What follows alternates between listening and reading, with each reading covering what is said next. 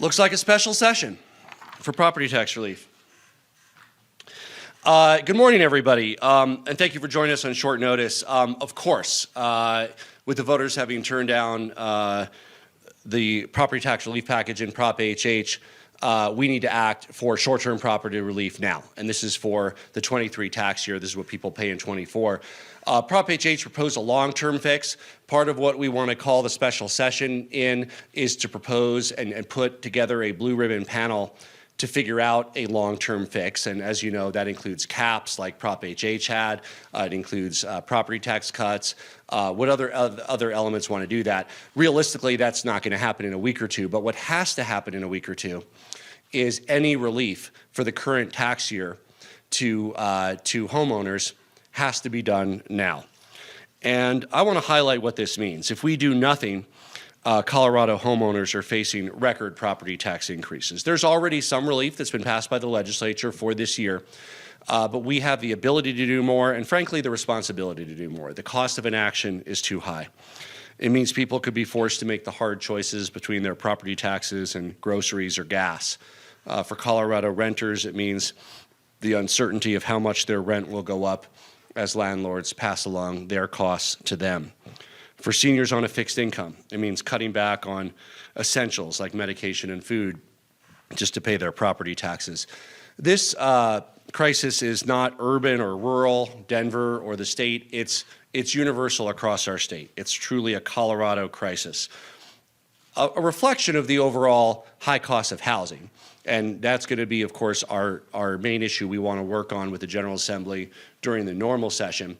But property taxes contribute to the high cost of housing, and we should cut property taxes. And Coloradans expect all of us to rise above the partisan politics here. We're not Democrats or Republicans. We're Coloradans. We're taxpayers.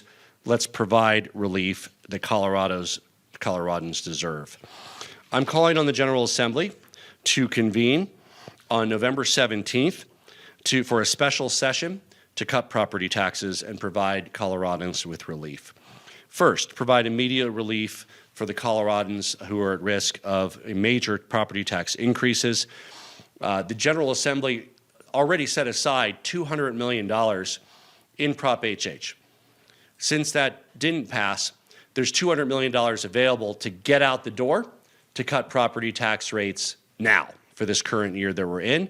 On top of that, I'm hopeful that the General Assembly will agree on additional property tax reductions for the 23 year.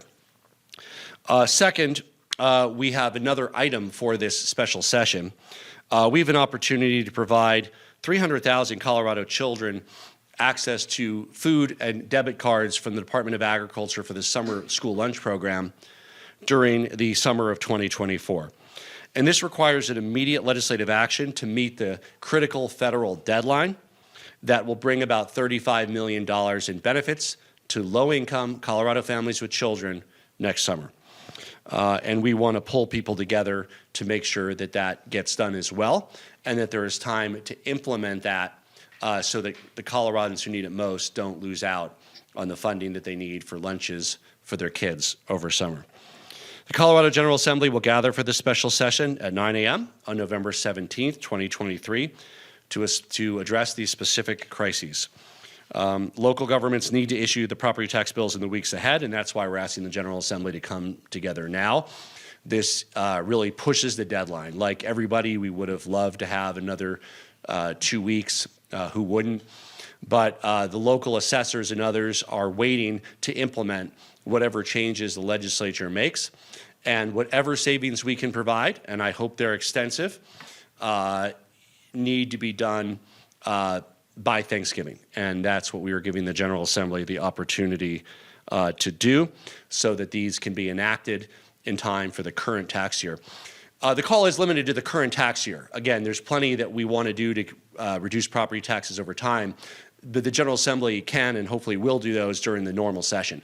But the only time that the General Assembly can get out the $200 million reserved for property tax cuts and additional money that we can find for property tax cuts is now. And that's not an opportunity that we want to miss. It's an opportunity that we want to seize to be able to make sure that Coloradans aren't priced out of where they live simply because of rising home prices. We can and we will provide relief to the people of Colorado. I'm confident that Colorado will emerge from this crisis together and stronger. I'm going to sign the executive order that convenes this special session, and then I'll be happy to take some questions.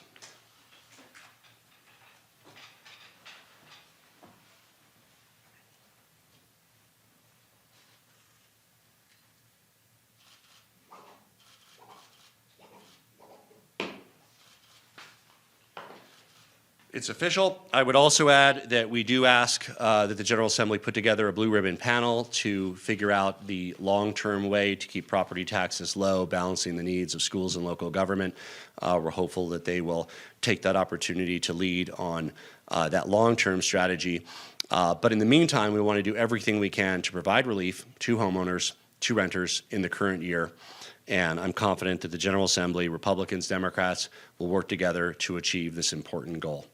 With that, I'm happy to take some questions. Governor, thank you for taking questions. What did you hear from the voters in the results on Tuesday?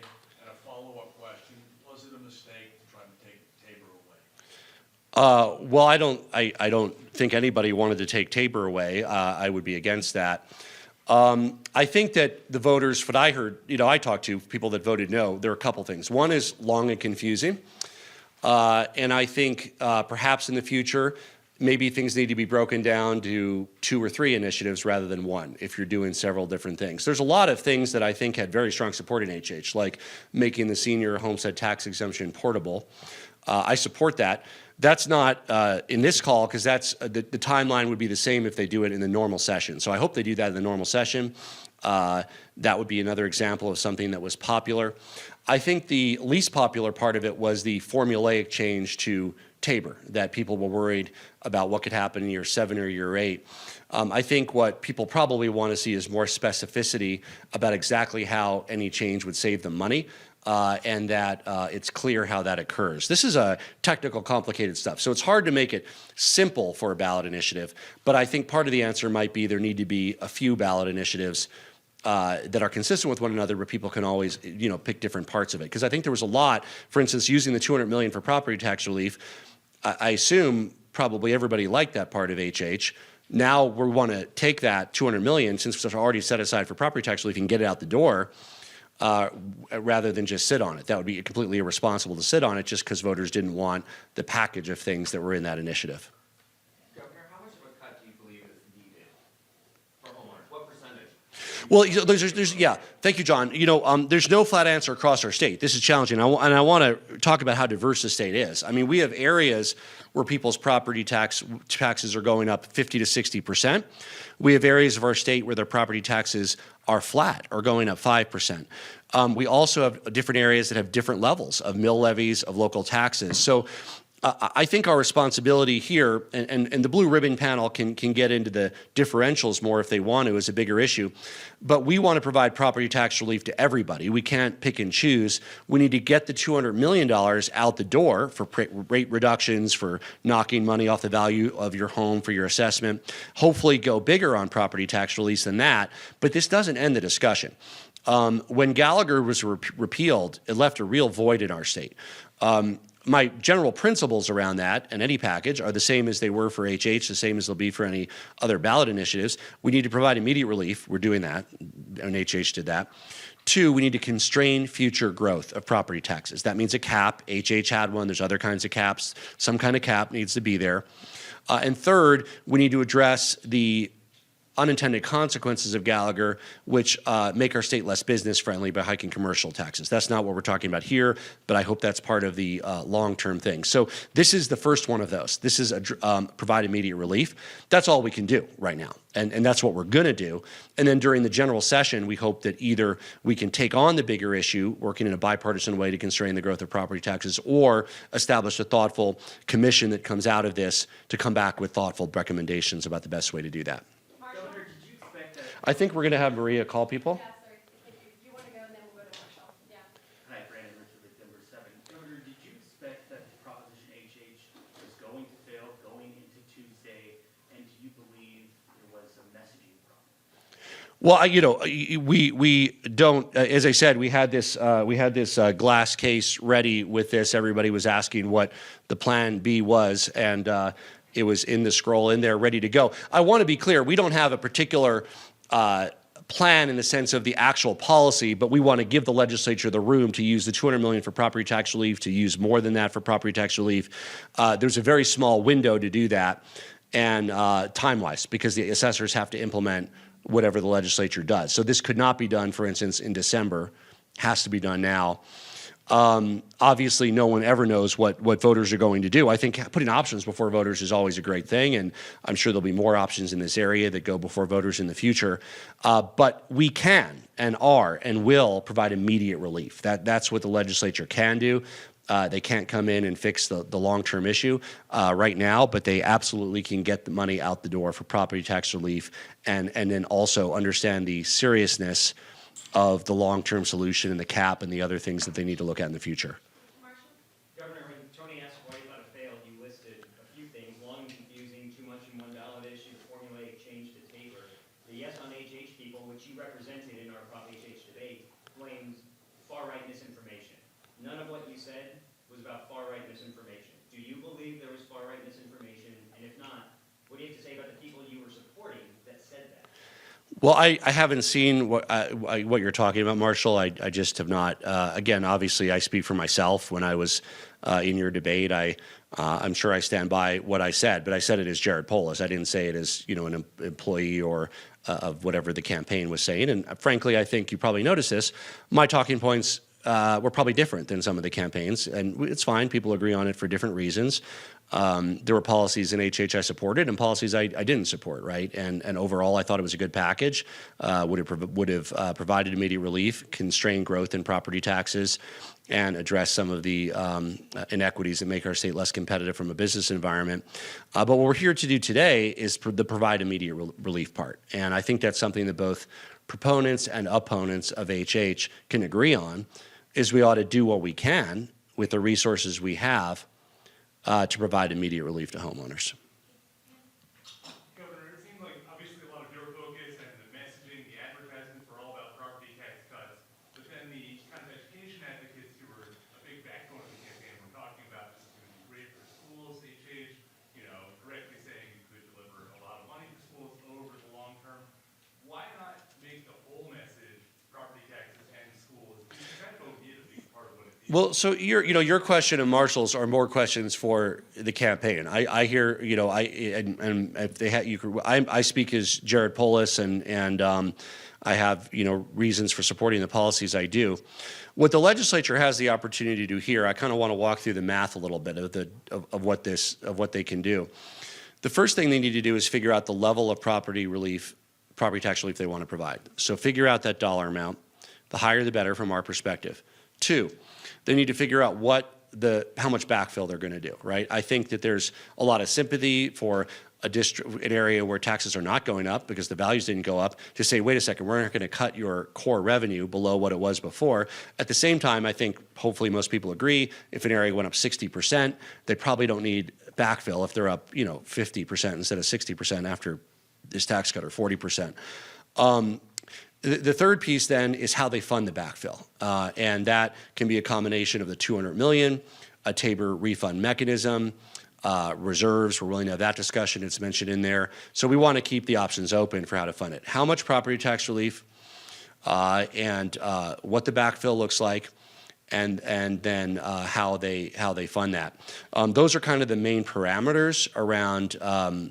Again, these are all open for the legislature to do their work. We hope it's in a thoughtful, bipartisan way. I called the Republican and Democratic leaders of the legislature and let them know beforehand that we would be calling them back and let them know that we also, obviously we all wished we had more time, 2 weeks. I mean, we would have loved to have done this session December 1st. We would have loved to. After talking to assessors and others, we felt that any tax relief for this year couldn't be implemented if it was done in December. It had to be done now. And so that's why we're calling people back November 17th. Do you want to see a similar approach in terms of assessment rate, flat cut, valuation discount, just like in HH, or are you open to a different model? Well, those are the two parameters you have. I mean, I'm not aware of any others. I mean, we don't spell this out. I mean, if there's some other idea somebody has to cut property taxes, we could do it. But the main two are you can reduce the value that's subject to taxation by $40,000, by $50,000, and you can cut the rate. I think some combination of the two it probably makes the most sense. And HH had a combination of the two. I think those are the main two levers. I'm not aware of any others. We would certainly be open to others, but those two are the ones that I think the legislature will likely be looking at. Yeah, and along those lines, Governor, how targeted do you want this relief to be in, say, low-income Coloradans or mid-income Coloradans? And what does this mean for the equal TABOR refunds? So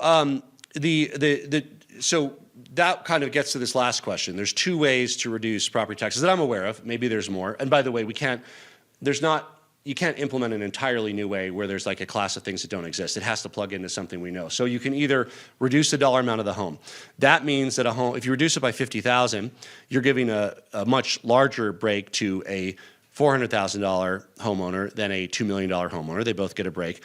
The percentage obviously depends on the value of the home. I think you want to do both in some way, shape, or form, but you want to make the net package progressive in the sense that, yes, just like under HH and probably under all the property tax cut proposals I've seen from either side, lower income homeowners would get more benefit than higher income homeowners, but higher income homeowners would also save money on their property taxes. Again, this doesn't look at income. So I want to talk about this. Like there could be a senior that bought their home and it was a $400,000 home and they're living on a fixed income. And this is exactly the problem we face. It might now be a $1 million home or a $900,000 home. That doesn't mean that the senior has any more money to pay their property tax with. We don't want them priced out of their home. They need that percentage relief on top of the reduction. In fact, it's actually gotten worse since we even talked about it last year, because let's say that senior, yes, their home went from $400,000 to $900,000. A year or 2 years ago, you could say, oh, maybe they take a little bit more out on their mortgage to pay their property taxes. Guess what? Mortgage rates are now 8%. So they wouldn't be able to service the monthly payments if they try to take more of that equity they've gained out just to pay their property taxes. So I just want to put a human face on it. These are real Coloradans and kind of what they're facing and why we need to be very thoughtful about delivering as much property tax relief as possible. Governor, are there any other past bills that on this issue that have kind of died out that you think are going to be? So we are limiting it to the 23 tax year. I mean, there's a lot of ideas people have on tax relief for the long term, and those are not 3-day, 5-day things. They're going to have the normal process the General Assembly has. They can't be done for the current tax year anyway, because very little can be. We're up against the wire here. This is really limited to what can be done on the immediate relief bucket. That's what we're doing, the immediate relief bucket. We also hope that they come together on setting up a process, like a blue ribbon commission, a bipartisan process around coming back with thoughtful recommendations for the future. Things that I support, I think Republicans and Democrats support, like senior homestead mobility, always supported that, but and maybe that makes the cut, maybe it doesn't. But I mean, things like that will be considered in the general session. Here's why. They don't happen any faster if they were considered now. Those would all be for the 25 year, which is the 24 tax year. Even in HH, which did senior homestead portability, that wasn't until 25, which was the 24 tax year, because it can't happen for this tax year. This is we're almost through this tax year. So all that stuff will be for the general session. This will be what they have to do now, which is getting the immediate relief out the door. Elliot, a small part of HH was about changing the way that second homeowners are treated in Colorado. Is that possible to come back to the special session, and if not in the next legislative session, is that a concept that you support? Again, this is just about the immediate relief for homeowners now. So again, I think that if they want to empower this thoughtful blue ribbon commission to kind of look at those things, that would be for the timeline of the general session. But this is the only time that this can happen now. That stuff didn't happen until 25 in HH. There was a reason for that. It couldn't be implemented for, and I say 25, that's for the tax year 24. So it happened for the tax year 24. It didn't happen for tax year 23. The only thing that happened for tax year 23 was immediate relief. That's the part we can do. So the part of HH that was immediate relief, the legislature can do that. And in fact has to do that in the next week or two if they're going to do it. Last question, Katie from Telemundo. Gobernador, una pregunta. ¿Nos puedes dar un comentario o un resumen de lo que acaba de anunciar hoy? Es un poco difícil hablar como eso en español porque no tengo el vocabulario para hablar sobre el complejo causa de impuestos, pero vamos a dar la oportunidad a la Cámara para cortar impuestos para casas, para tierra. Es muy importante dar asistencia a personas que sufren porque los impuestos van a añadir demasiado en el próximo año. Podemos ayudar a la gente en el proceso de cortar los impuestos de propiedades. We take one or two more, Maria. Go ahead. There's a few folks that haven't had a chance yet. Okay, Marshall, Well, let's go to first people first. Okay. Sorry. Go ahead. You tweeted earlier today for People Over Politics. when you Yes. Can you name all the Republicans you reached out to? I know Andy said you talked to Mike before the results. I just talked to the leadership on both sides. Leadership, Democrats, Julie McCluskey, Monica Duran, Steve Fenberg, Robert Rodriguez, that's Senate, Paul Lundeen, Bob Gardner, Republican senators, House, Mike Lynch, and Rose Pugliese. So I reached out to leaders. We're happy to have conversations with anybody, but this was just about, by the way, I think everybody wants the opportunity, I mean, hopefully they want the opportunity to get the property tax assistance out, the cutout. But I think the main discussion, Marshall, was more around like what the date would be. Obviously, we all wanted it to be, November 28th or December 1st. But upon the further investigation of that with assessors and others, whatever property tax relief, we didn't have the confidence it could be successfully implemented if it went longer, especially because special sessions are unpredictable. It could last 3 days, but it could be 10 days, right? So that was, and now we're happy to reach out to anybody. Obviously, I think it was no secret we were considering a special session. As I said, we did have it in the glass there if Prop HH didn't make it.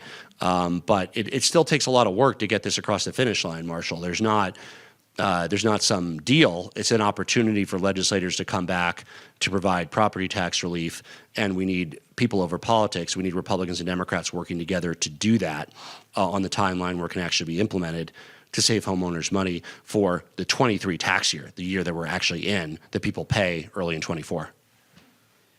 Tony. That 60% number, you'd probably agree it's hard to get Coloradans to get to 60% of anything.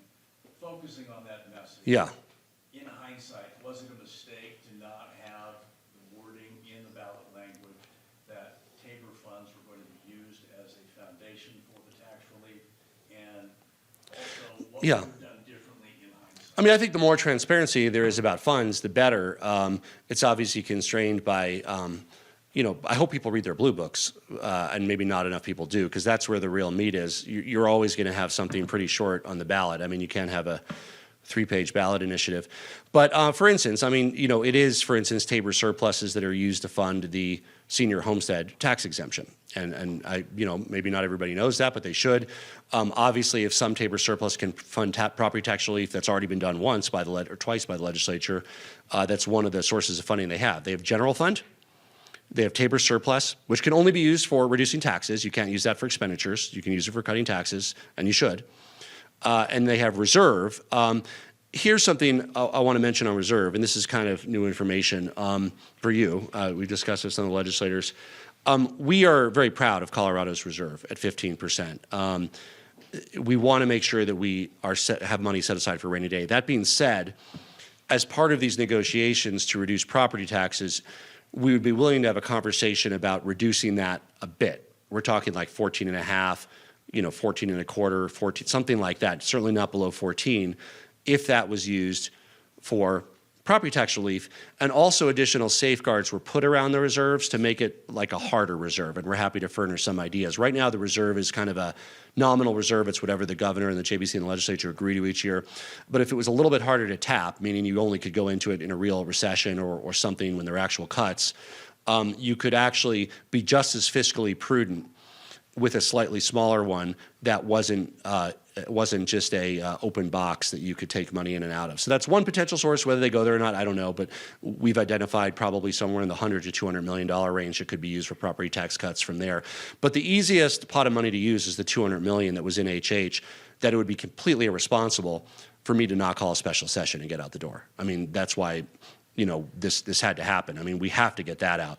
On top of that, there's ample opportunities, and I hope that they can agree on additional property tax relief. There's a real need for seniors being priced out of their home, for people who can't afford their property taxes, for people who might be forced to take out a second mortgage at 8% and worry about where they're going to make those monthly payments. I mean, all kinds of scenarios across the state. So we certainly hope they go as big as possible. But remember, this is just for 1 year. This doesn't determine people's tax fate for 5 years, for 10 years. We do need some mechanism. And again, HH might have been better as 3 or 4 initiatives. Maybe there need to be others. Maybe the legislature can do a cap. But we need some way where we're not doing this every year by the seat of our pants trying to provide short-term relief. There needs to be long-term mechanism to replace the Gallagher Amendment, right? Gallagher Amendment did some things good and some things poorly. What did it do good? It constrained growth of residential rates. That was a good thing. What did it do bad? It forced up commercial rates for small businesses.